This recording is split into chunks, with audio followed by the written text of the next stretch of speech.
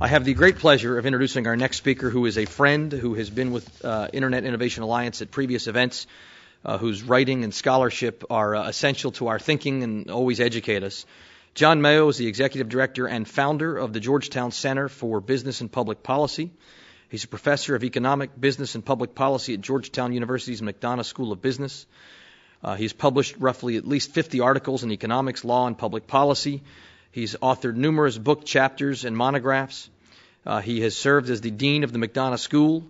He's been the chief economist of the U.S. Senate Small Business Committee on the Democratic staff. He's participated in countless regulatory and antitrust proceedings.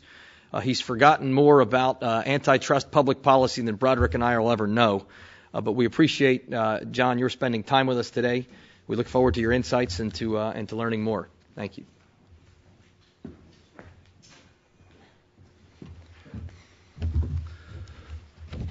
Bruce, thank you very much for those very kind remarks. I do want to thank both you and the Internet Innovation Alliance for hosting me.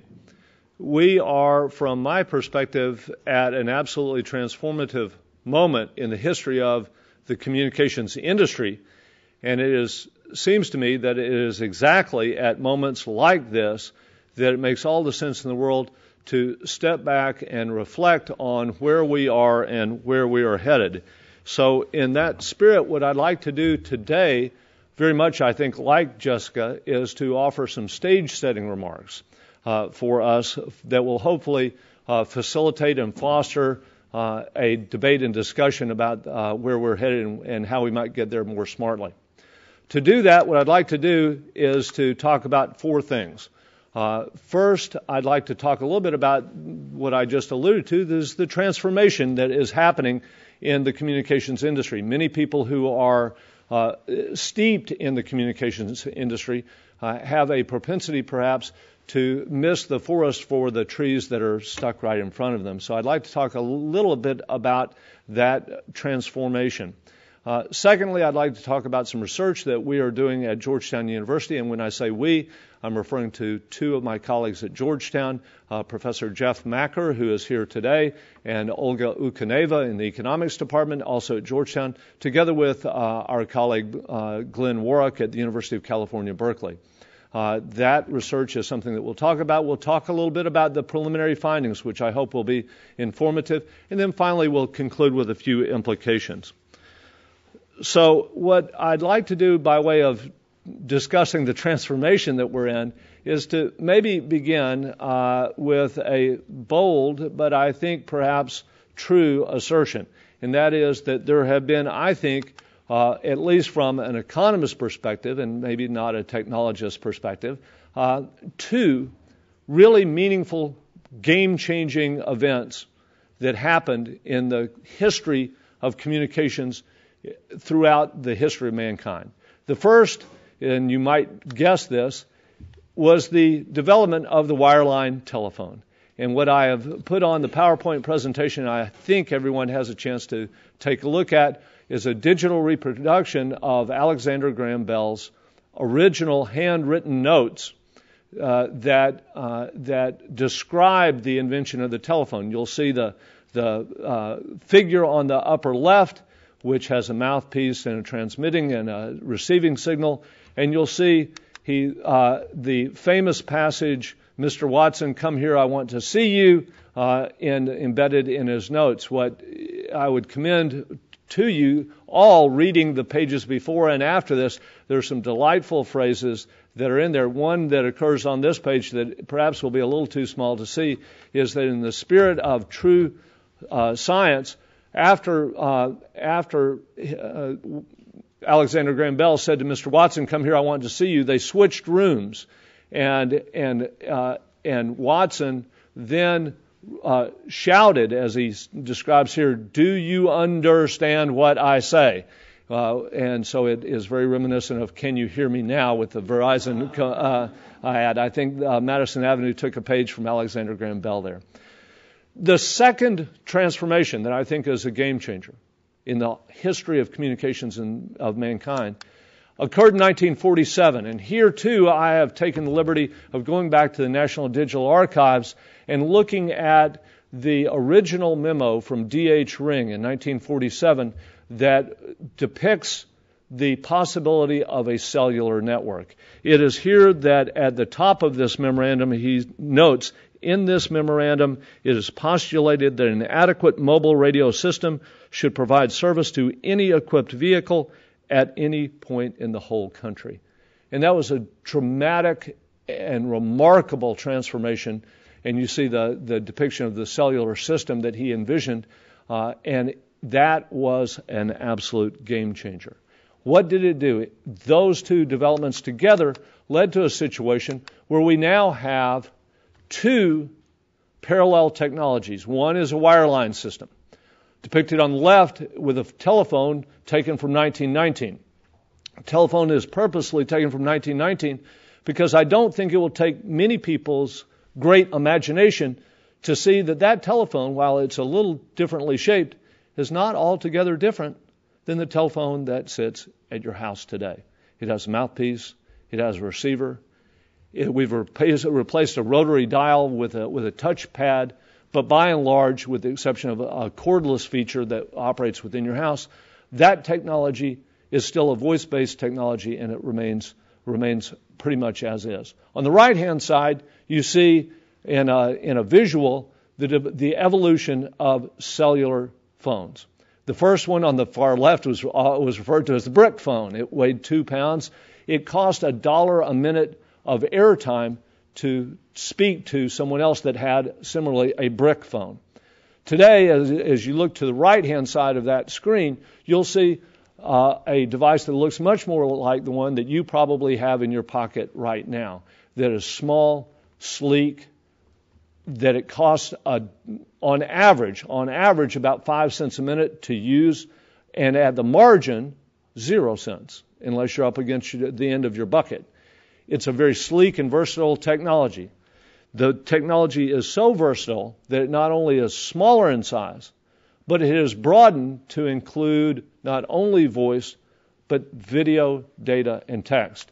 I can't think, while I was clever in perhaps going back to the National Digital Archives and showing the technologies here, I also have to say that I can't do better than a cartoon in describing the versatility of modern technology today. The teacher in front of the classroom is saying, take out your phones, open the American History app, and turn to the page about George Washington. This, I think, captures, perhaps in a very sort of humorous way, the direction of change that we're headed.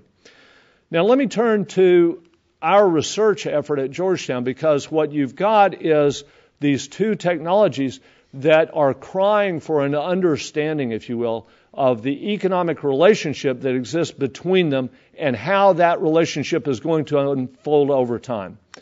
What I won't do is describe for you the analytical underpinning model, but just simply note that what you've got is a wireline system that is nodally based. You can call from point A to point B, provided that A and B have wireline telephones. And it's very high quality at the beginning of this period.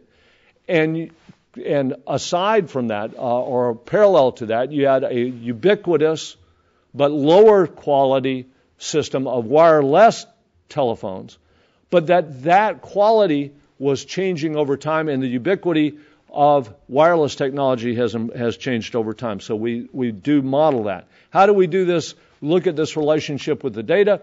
We draw upon a very, very interesting database that is compiled by the National Centers for Disease Control at the National Center for Health Statistics that asks 35 to 40,000 households every year, and has since 2003, what their portfolio of telephones are. Do they have no phone? Do they have a wireline phone? Do they have wireline and wireless? Or do they have only wireless?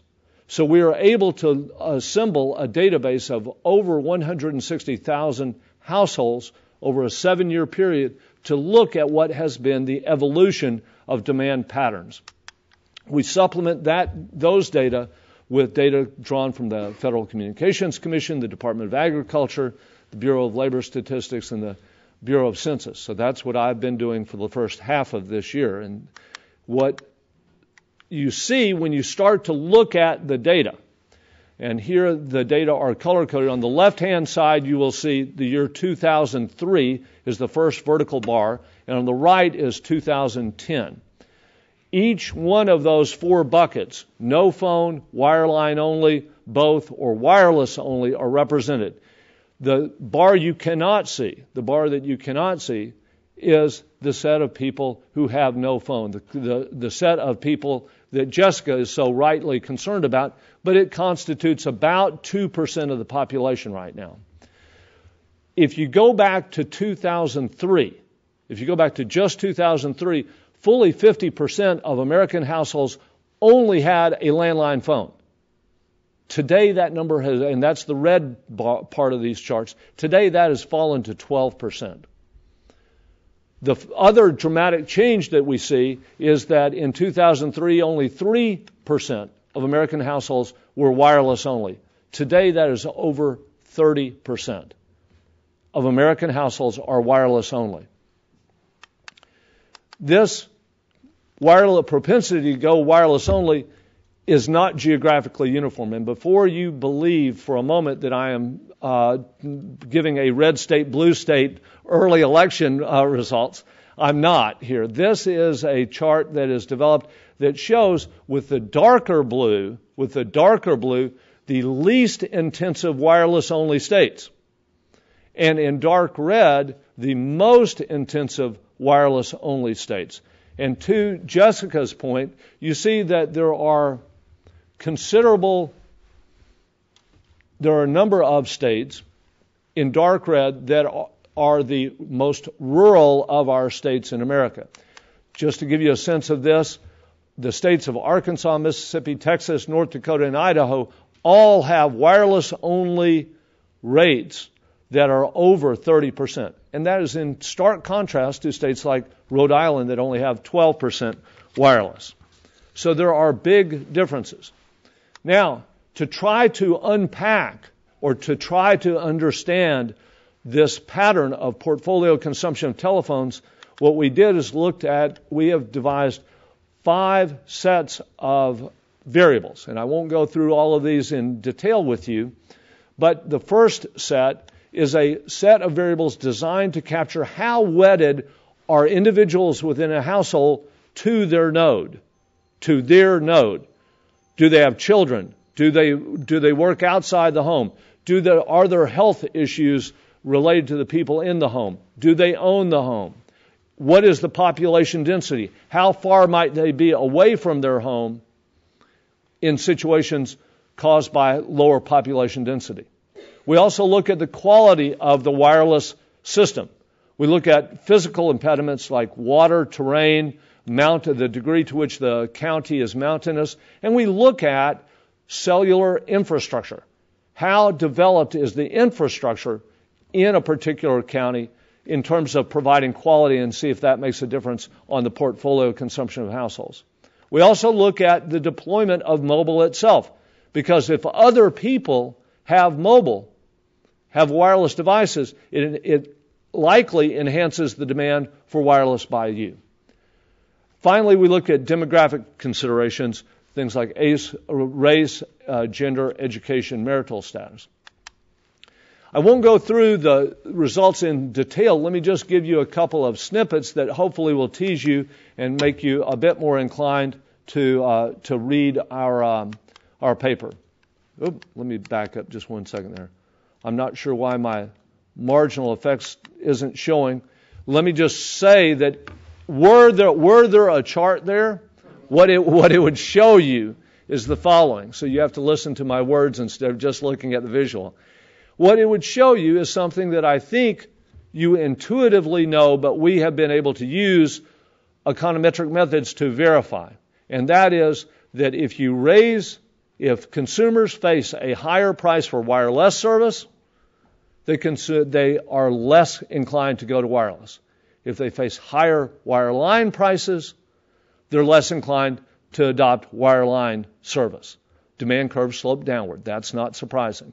What is interesting is that in each case, if the price of wireline service is higher, people are more inclined to adopt wireless service.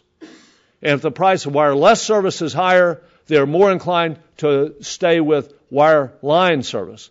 So what you see in the data very, very clearly is what I think you intuitively understand, and that is that these services have grown to be very clear substitutes in the minds of consumers.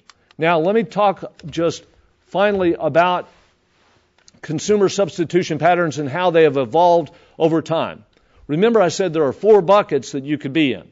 You could either have wireline only, you could have both wireline and wireless, you could have neither, or you could have wireless only. What we've done is looked at the marginal effects of saying, okay, if faced with a price increase, or if faced with higher prices, and you take a set of customers that are on the margin in the wireline space, you only have wireline, what do you do? Where do you go? You're going to go to one of those other buckets. Well, it turns out that over the 2003 to 2006 period, where they went was a bunch of them went over to both. If you start out with landline only and you face a higher price of landline, it looks like people are going they're adopting wireless service. A smaller number, represented by those 3 stick people, that's you, went to wireless only. Now, how does that change when we think about the years 2007 and 2009? In the years 2007 to 2009, when faced with higher prices for wireline service, consumers went almost exclusively to cut the cord options. And that's what seems to be driving this process of going to the wireless space. Now, let me conclude with the following observations that begin to emerge. Number 1, I think we really are, no fooling, at an absolutely transformative moment in the history of the communications industry. And it's driven by the wireless industry. The price, quality, and ubiquity of the wireless network have led to a substitutability that is palpable between these 2 services. That the substitutabilities are heightened in geographically sparse areas, and they are heightened by investments in infrastructure in rural areas, and we see that in spades.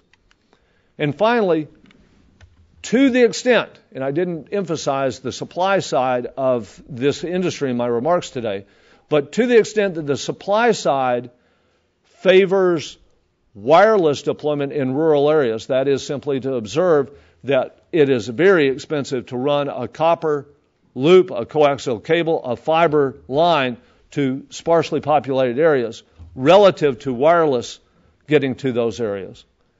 And to the extent that we observe that there is a heightened demand for wireless service in rural areas, and there's a heightened demand for the quality, both narrowband and broadband, of wireless communications in rural areas, it says that there is a tremendous economic value added for deploying both wireless narrowband and broadband to rural areas. Let me stop there and thank you, and I'll be happy if there's a moment or two to take a question.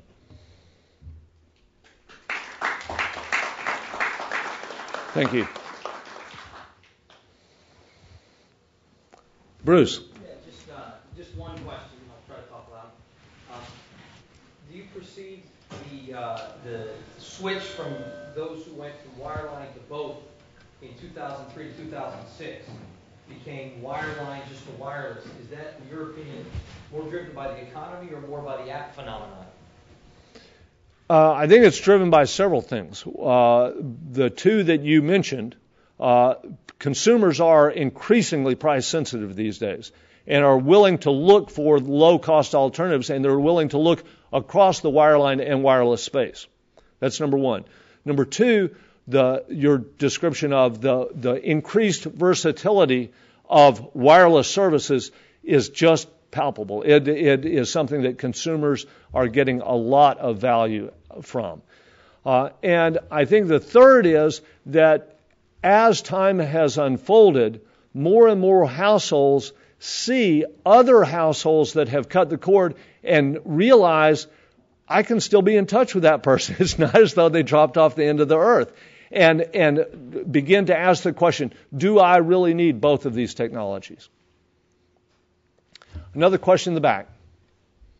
Yes, I'm just wondering, in your research, did you include age as a data? I did, yes. And it's this is something that people have casually observed for quite some time now, is that younger people, younger households, are much more prone to go to wireless than elderly people. And that has been just a sort of common observation. The question, in my mind and in the minds of my colleagues, was why? Why is it that elderly people don't pick up a wireless phone more quickly? And there are really two possibilities here.